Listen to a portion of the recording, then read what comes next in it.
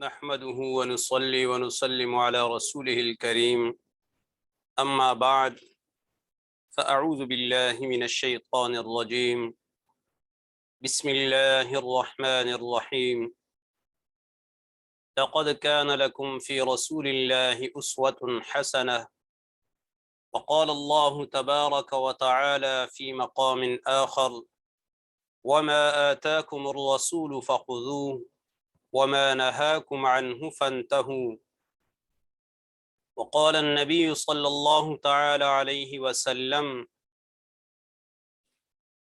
يا غلام سم الله كل بيمينك وكل مما يليك آمنت بالله صدق الله العظيم وبلغنا رسوله النبي الأمي الكريم۔ محترم و معزز سامعین کرام، آج انتہائی اہم ترین موضوع پر گفتگو ہوگی۔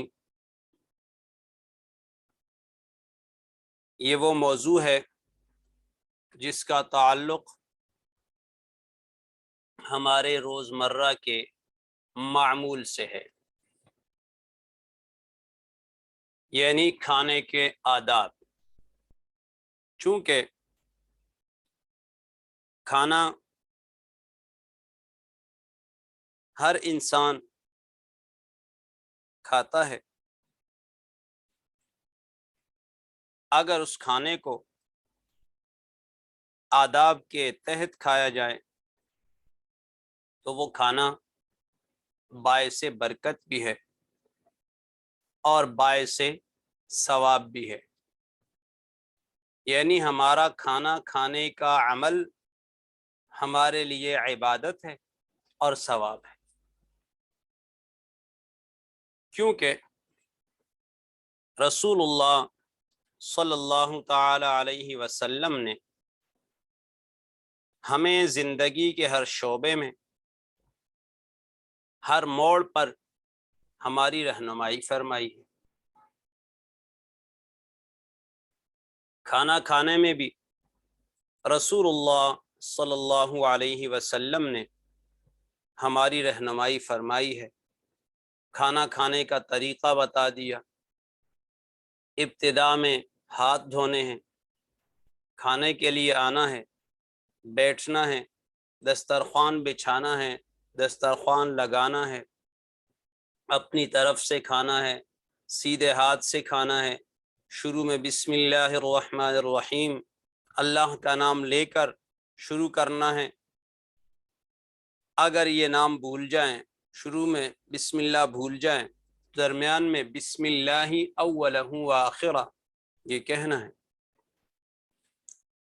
اور آخر میں کھانا کھانے کے بعد کی دعا پڑھنی ہے، الحمدللہ الذی اطعمنا وسقانا وجعلنا من المسلمین۔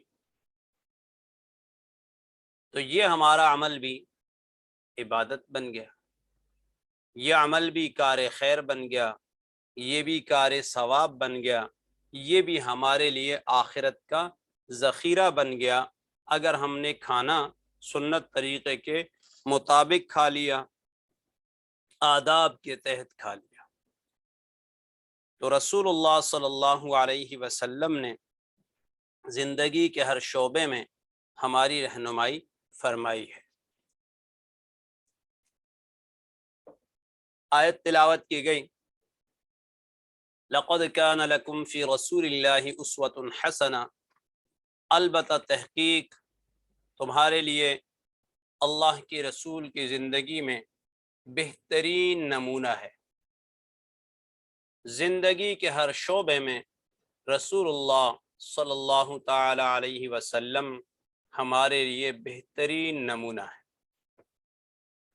دوسری آیت تلاوت کی گئی، وما آتاکم الرسول فخذوہ وما نہاکم عنہ فانتہوا، اللہ کا رسول جو تمہیں دے وہ لے لو، اور جس سے منع کرے اس سے رک جاؤ۔ کیا مطلب؟ رسول اللہ صلی اللہ تعالی علیہ وسلم عمل کر کے بتا گئے ہیں، جسے سنت رسول اللہ صلی اللہ علیہ وسلم سے تعبیر کیا جاتا ہے۔ رسول اللہ صلی اللہ علیہ وسلم کی سنتوں کو ہم اپنا لیں، اور جو منہیات ہیں، جن چیزوں سے رسول اللہ صلی اللہ علیہ وسلم نے منع فرمایا ہے، اس سے ہم رک جائیں۔ رسول اللہ صلی اللہ علیہ وسلم کھانے کے آداب سکھا رہے ہیں۔